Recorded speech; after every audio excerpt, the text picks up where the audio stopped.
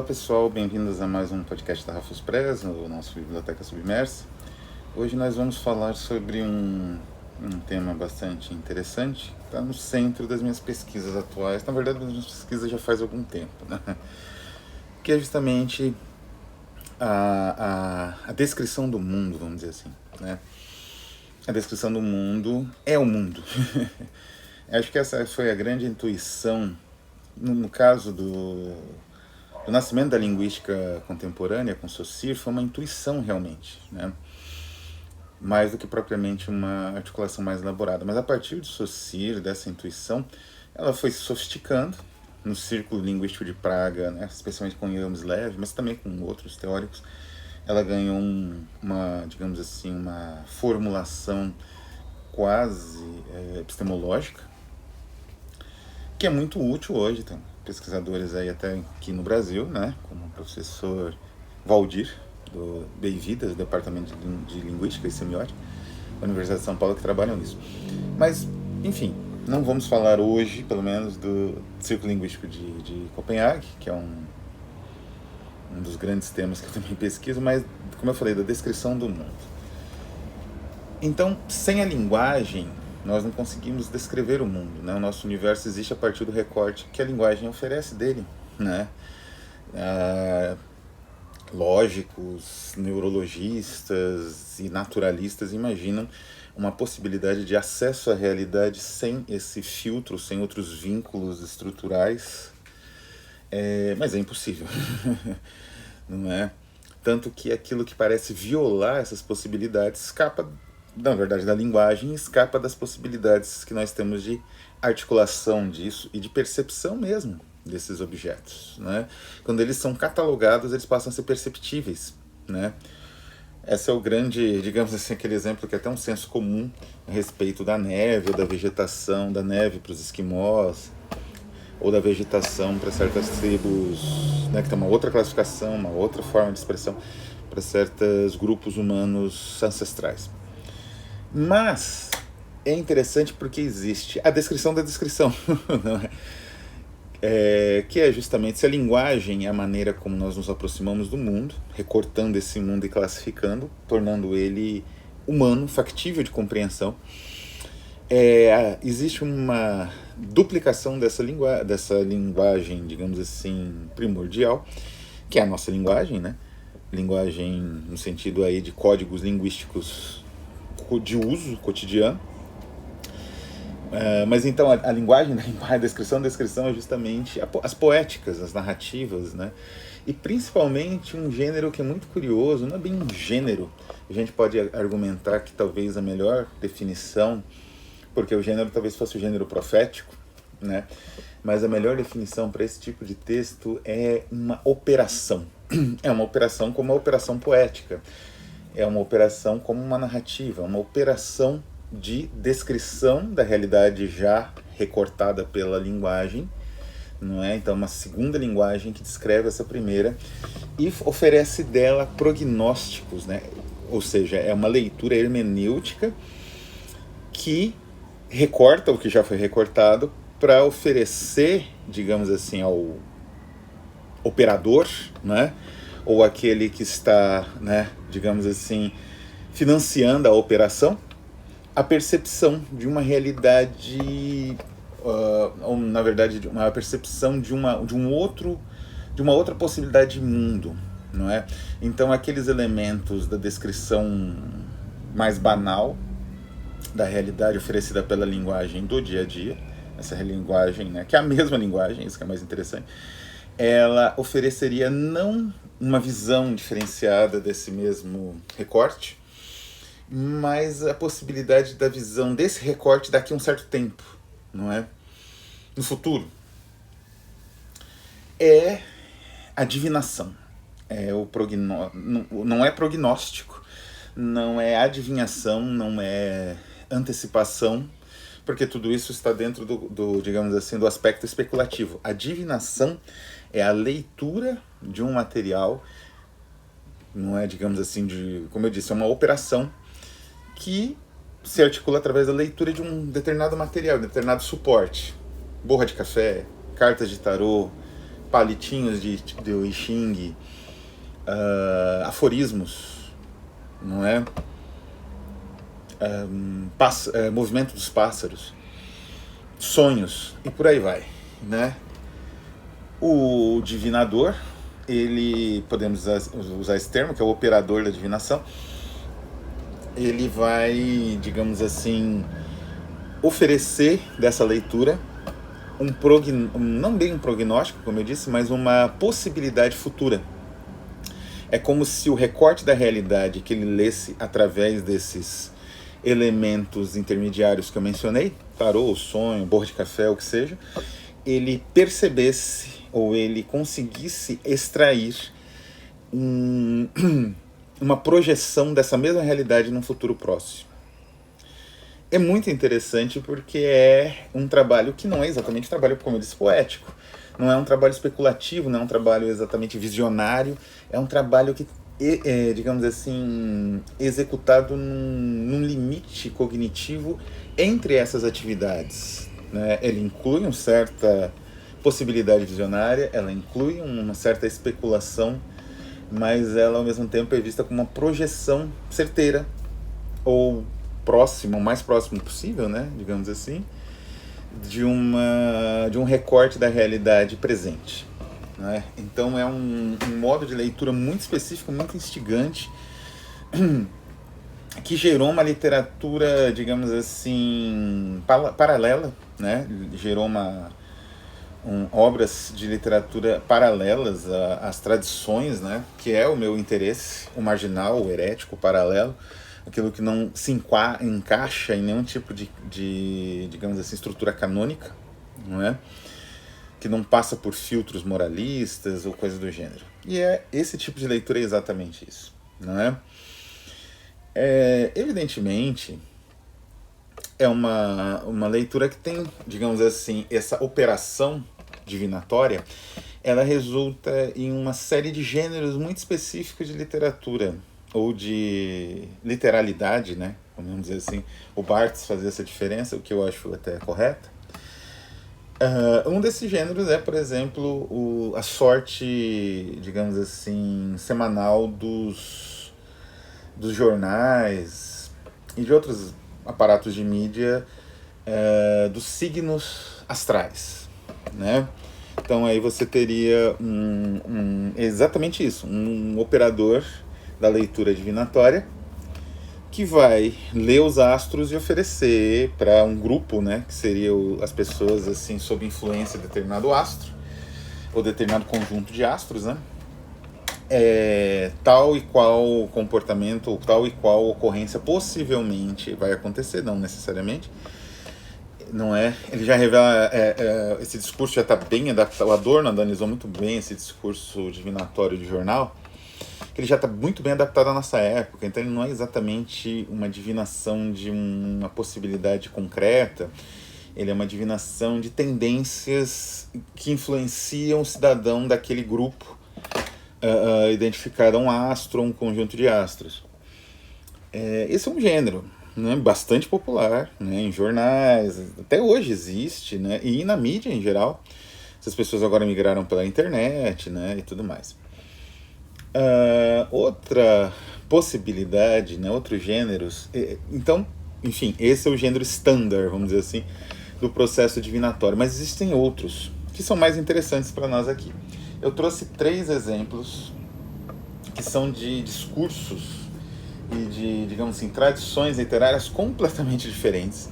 Um deles é aforístico, um deles é narrativo e o terceiro deles é meta-operacional, vamos dizer assim.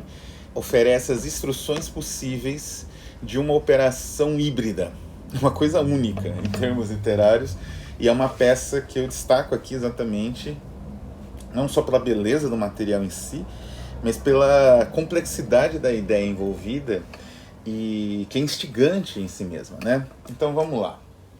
O primeiro que eu gostaria de comentar é justamente o Tractatus Lógico-Filosóficos Ludwig Wittgenstein. Parece a coisa mais bizarra do mundo eu falar sobre discursos e operações divinatórias e começar falando de um tratado de filosofia lógica que tenta justamente atacar o problema da impossibilidade da linguagem chegar a certa excelência descritiva e da substituição dessa linguagem por outras formas, né, de percepção do mundo dos fenômenos que não seja tão ambígua, que é justamente o plano do Tractatus. A questão central é que o Wittgenstein, ele utilizou, nesse livro e em outros também, mas esse é o livro, digamos assim, o único livro que ele escreveu na vida dele, ele utilizou, ou que publicou, né, que ele publicou na vida dele foi esse, ele utilizou um procedimento muito interessante. Ele não queria um debate, ele queria expressar certas operações mentais e cognitivas que levaram ele a certas conclusões. Então, para fazer isso, ele, digamos assim, deixou de lado as expressões silogísticas tradicionais, né? Já que ele está no campo da lógica, o silogismo seria, digamos assim, o aparato discursivo mais operacional, por assim dizer, e ele utiliza uma expressão muito mais oracular. Isso quem fala é o próprio tradutor. No primeiro parágrafo, né, ele diz aqui, o Luiz Henrique Lopes dos Santos: o que dizer de um livro que pretende, como se lê no final do seu prefácio, ter definitivamente dado conta em sua essência de todos os problemas filosóficos fundamentais, e não mais de 80 páginas de aforismos categóricos quase oraculares. Então, é interessante que esse livro, apesar do seu plano, digamos assim, geral, ele pode ser lido quase como um livro da sabedoria, quase como um livro de oracular mesmo, um livro que você abre em qualquer página, não é, para uma bibliomancia. Ele é excelente, junto com os do Joyce. O Wittgenstein é excelente para bibliomancia, né? Você abre em qualquer página e lê, por exemplo, o aforismo 3.142. Só fatos podem exprimir um sentido, uma classe de nomes não pode, né? Do 3.2, na proposição, o pensamento pode ser expresso de modo que aos objetos do pensamento correspondam elementos do sinal proposicional. O nome, no 3.22, substitui na proposição o objeto. Então, assim, essa, digamos assim, estrutura é uma estrutura oracular que o Wittgenstein emprega como uma metodologia necessária para o projeto filosófico dele, mas que tem um resultado muito mais amplo até do que eu acho que ele esperava, propriamente, de maneira propriamente dita, se aproximando desse discurso oracular que eu mencionei. Então é um livro único, Tractatus, porque ele é um tratado de filosofia que você lê como uma espécie de oráculo, né? O fim da filosofia é o esclarecimento lógico dos pensamentos, não é? A filosofia não é uma teoria, mas uma atividade. Quer dizer, esse tipo de expressão, né? Que é mais até, ele é mais sintético que um aforismo, é uma máxima mesmo, né? Leva realmente a uma espécie de vertigem, né? A quase uma percepção oracular do mundo, a quase uma percepção divinatória, né? De certa forma, filosoficamente é uma projeção, né? Ele construiu uma linguagem para se projetar em cima de um recorte já definido, que dá da lógica e das discussões da filosofia à época dele, com uma projeção em cima, não é? A partir de uma linguagem que ele mesmo construiu. Então de certa forma, é um livro que é moldado de forma oracular e tem resultados próximos das operações divinatórias que eu mencionei aqui. O segundo livro, mais tradicional, é o Castelo Destinos Cruzados, de Ítalo Calvino, que é um livro espetacular, porque ele tem uma leitura de tarô que resulta numa narração, e é muito curioso, porque você segue as cartas que estão reproduzidas do lado de cada um dos contos, não é? A estrutura, para quem não conhece, o Castelo Destinos Cruzados, ele foi um livro encomendado originalmente para o Calvino pelo Franco Maria Ricci. Já comentei em programas anteriores, um dos maiores editores do século, um milionário, ricaço milanês, que simplesmente quis montar uma editora para publicar os livros que ele queria, com o máximo de beleza e no acabamento que se possa imaginar, né? E é o que ele fez. E o Castelo Destinos Cruzados é um desses livros. Na verdade, a ilustração o próprio Calvino comenta isso, não há nota. é uma forma de acompanhar e de apresentar o tarô de Bonifácio Bembo, né? O tarô pintado por Bonifácio Bembo, tinha sido descoberto na época. E é o tarô que ilustra as páginas. E é lindíssimo esse tarô, né? Segue a tradicional estruturação dos tarôs, dos arcanos e tudo mais, maiores e menores. E o que o Calvino faz? Ele monta, a partir da leitura dessas cartas, ele constrói um universo de Cameron, ou Chaucer, acho mais Chaucer, uma taverna, um universo contos de Canterbury, da Cantuária, né? Em que os personagens se encontram e, na incapacidade de se expressarem verbalmente, utilizam cartas de tarô para apresentar a história um do outro. É um livro espetacular, então tem a história do guerreiro sobrevivente, né? Porque as cartas, a leitura das cartas, ela mais ou menos segue paralela ao texto que vai se apresentando, né? Que é como se fosse a leitura dessas cartas em formato de texto. E ela é cheia de ambiguidades, o próprio texto também é. Então é muito, muito interessante, porque a leitura das cartas, né, é isso, não é? Então é uma atividade divinatória que resulta no caos, né? É uma projeção caótica de uma realidade também caótica, de certa forma, que é a nossa realidade espelhada nesse universo controlado, criado pelo Ítalo Calvino. Então, de novo, é um livro que utiliza uma estrutura divinatória e oracular na sua base, com o uso inclusive visual, né, que dessas cartas de tarô, que no livro do Franco Maria Ricci era lindíssimo, que eram reproduções coloridas, tamanho folio, né. Na versão aqui que eu tenho, que é a versão mais paperback, mais comum, que é bonita também, da Companhia das Letras, tradução do saudoso Ivo Barroso, as cartas aparecem em tamanho pequeno e só como ilustrações, mas ainda assim elas são bem visíveis e a gente acompanha exatamente o desenrolar do destino dessas pessoas que se cruzam, né? Então é um aspecto de caos da existência, da impossibilidade digamos, do prognóstico e também dessa previsão, né? Dessa projeção que prevê o que vai acontecer, mas que ao mesmo tempo utiliza esses mesmos elementos. Não é? É o caos oracular, é o caos divinatório, não é? Em formato de narrativa. E o terceiro livro, mais recente, lançado ano passado pela Monta Broxas, de Bucareste, uma editora que eu sempre falo aqui, é Dungeon Divinations, an RPG Collection of the Occult and the Artful Necromancy, de Max Moon. Eu não sei necessariamente se Max Moon é uma empresa, um sujeito. Eu sei que ele trabalha com RPGs. RPGs com uma outra proposta, acho que até mais instigante, né? E ele trabalha com alguns sistemas como o Morkborg, que é um sistema bastante complexo e bastante interessante da Escandinávia.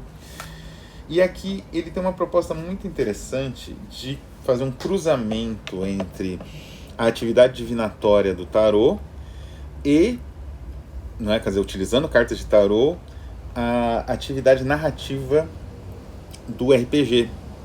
Então é um RPG contado com cartas de tarô, em que você estrutura um universo, um dungeon, né, um universo específico da campanha, né, das aventuras das pessoas ali que vão participar da campanha, como um universo divinatório, de uma exploração divinatória de elementos para essa, como eu falei, para essa projeção desse recorte em cima do recorte. No caso aqui não é a previsão, não é a antecipação, não é digamos assim, a percepção do que vai acontecer necessariamente, mas uma percepção de elementos, enfim, que impulsionam o narrador, as pessoas que participam da narrativa, uma vez que o RPG é uma narrativa coletivamente construída. Pode ser individualmente, mas é coletivamente também. E de forma geral, de forma mais consistente, porque nem a história é do próprio, digamos assim, a estrutura essencial da história não é do próprio contador da história, o mestre da história, é fornecida por um artefato. E aqui nesse caso ele oferece esses artefatos a partir da leitura das cartas de tarô. Então não é dados, não é... Enfim, não são tabuleiros, é a combinatória possível das cartas de tarô. E isso cria uma série de possibilidades, ele mesmo fala disso, né? E isso faz com que o livro ele seja, e isso é muito curioso, ele é um livro aplicado, quase um manual, né, de um jogo executado com elementos cotidianos, no caso, cartas de tarô. Mas ele também é um ensaio, de certa forma, a respeito exatamente desse cruzamento entre o narrativo, o lúdico e o divinatório. São operações discursivas que são próximas, são descrições do mundo já previamente descrito e recortado pela linguagem, que oferecem ao leitor aventureiro, né, outras possibilidades de compreensão e entendimento desse mundo. A projeção agora não é o caos, como no caso do Castelo dos Destinos Cruzados, e a ambiguidade, né, como é o caso do Castelo dos Destinos Cruzados, e também não é uma projeção de experiências cognitivas que só podem ser comunicadas através de um mecanismo oracular, que não é necessariamente, como eu disse, logístico, né? Aqui a gente tem realmente uma percepção da atividade divinatória se entrecruzando com outras atividades humanas, para que essa projeção ela seja mais frequente. Essa projeção que nós tendemos a ridicularizar, e com certa razão, e não é só nós, né? Desde os céticos gregos, você já tem contra os astrólogos e tudo mais, né? E com razão, mas tirando toda a capa ideológica e as camadas de bobagem, de bullshit que tem esse tipo de discurso que utiliza a operação divinatória, a operação trata-se de uma operação e não só de um discurso. E esse processo operativo, ele é um processo linguístico muito rico e eu acho que muito instigante e necessário para a compreensão da própria alma humana e para que a gente escape, não é, de todas essas ciladas daquilo que é padrão ou aceito ou moralmente correto, através justamente de elementos lúdicos que não são tão fáceis de perceber depois que nós entramos aí no fluxo infinito da vida. Então é isso. Esses são os 3 livros, não é? E eu espero que tenha ficado mais ou menos claro a ideia dessa operação divinatória que eu mencionei, que é uma operação da linguagem e que é uma operação rica e que eu espero, sinceramente, que fuja, né, dos limites tanto do RPG quanto das leituras divinatórias convencionais aí da mídia e alcance nossos escritores, nossos poetas, nossos cineastas, da mesma forma como alcançou o Maximum, que eu não sei se é uma empresa, o Calvino e o próprio, um dos grandes filósofos do século XX, Ludwig Wittgenstein. Então é isso, um abraço a todos e até a próxima.